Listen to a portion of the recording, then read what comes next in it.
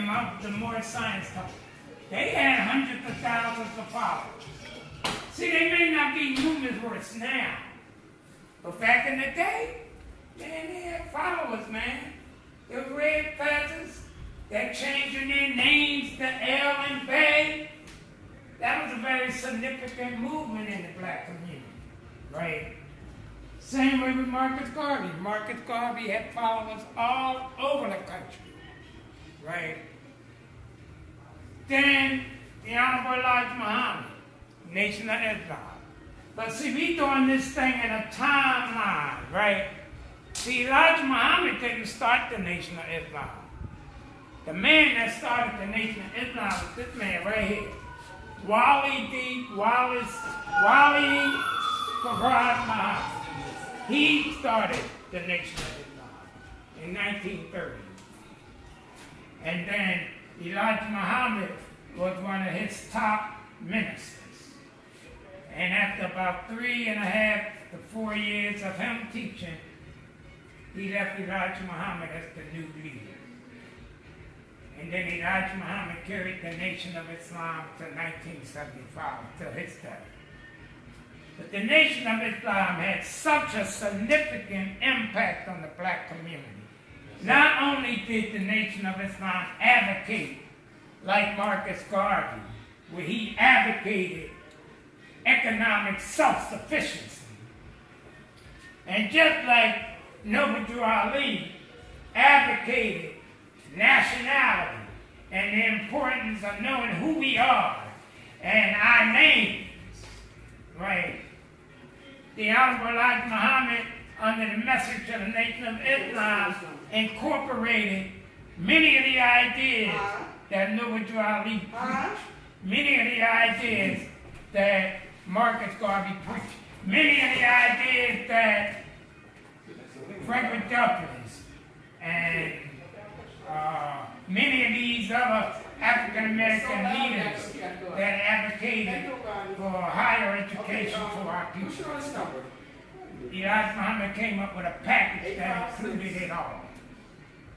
And he was the most successful out of all of them. Nation of Islam had hundreds of thousands of followers all across the country.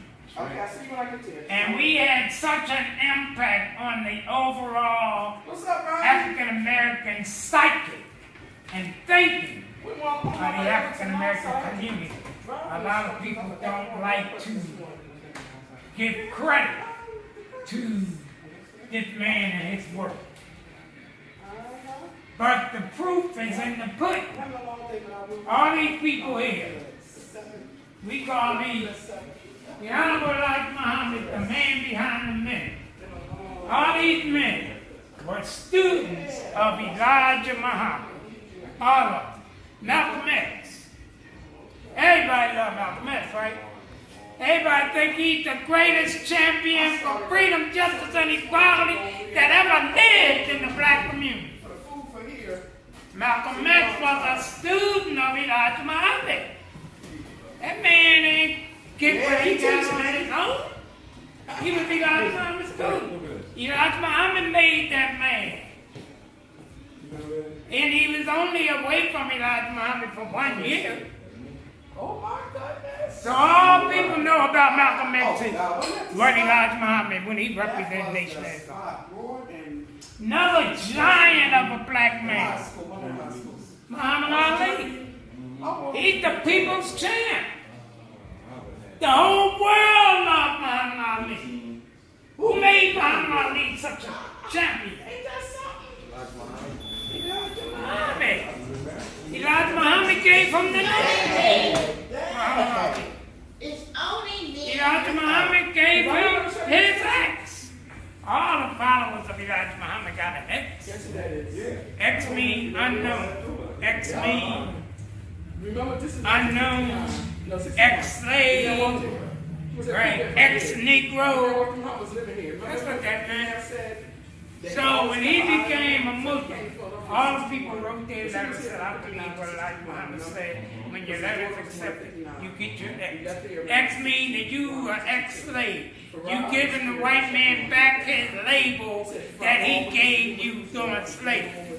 And during slavery, whatever your slave master's name was, you took the name of your master. So if your name was John, then your master was Carter, then you became John Carter, because you was property of Mr. Carter.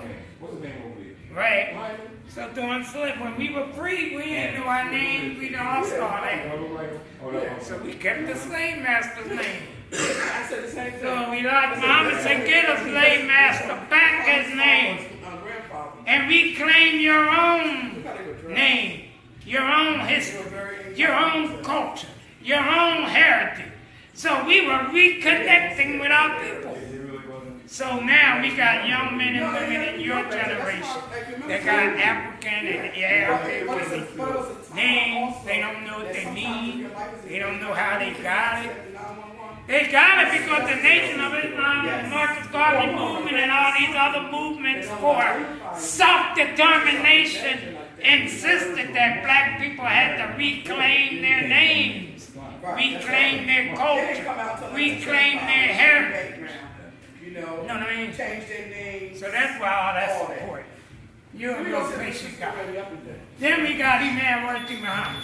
He's the man that became the leader of the Nation of Islam after Elijah Muhammad died. Elijah Muhammad did not leave Minister Farrakhan as the leader of the Nation of Islam. He did not. He left his son, Wallace D. Muhammad, as the leader of the Nation of Islam. Elijah Muhammad said his job was not to teach us religion. His job was to clean us up, and that the one coming behind him was going to teach us the religion. That's what he said. And his son, he